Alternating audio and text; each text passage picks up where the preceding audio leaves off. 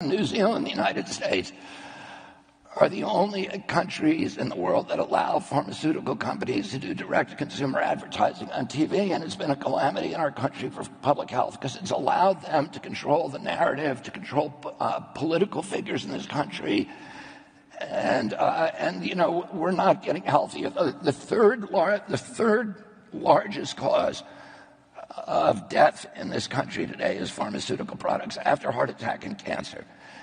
And we have the highest chronic disease rate of any country on earth. We have the highest COVID death rate. We have 4.2% of the populations. We have 16% of the COVID deaths in this country. That's not a success story. That is a calamity. And nobody's asking why that happened. That's what our public health agencies ought to be doing. Why were more Americans dying? Haiti had 1/200th the death rate. We were told that Haiti and Nigeria were going to get, slaughtered by COVID. They never got touched by it. And they had a 1.5% vaccination rate. They had 14 deaths per million population, 14 and 15 respectively.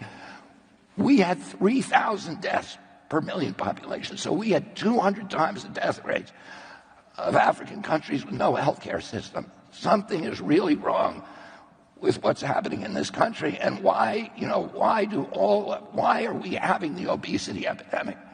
Why are we having all these epidemics of neurological disease, ADD, ADHD, speech delay, language delay, tics, Tourette syndrome, narcolepsy? All this stuff started in 1989. EPA told Congress that autism went from 1 in 10,000 in my generation, which it still is, to 1 in every 34 kids today.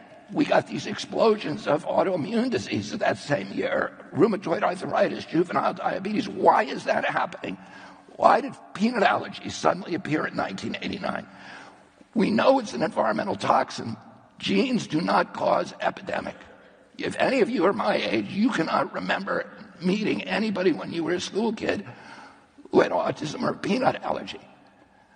Prior to 1989, these were, minor things, but now, today, eczema, all of these autoimmune diseases suddenly explode that year. What happened that year? Well, we know there's about 11 culprits, and it's an easy thing to figure out which one it is and then eliminate it. The problem is there's a big shot at the end of every one, and Anthony Fauci did not want to do his job.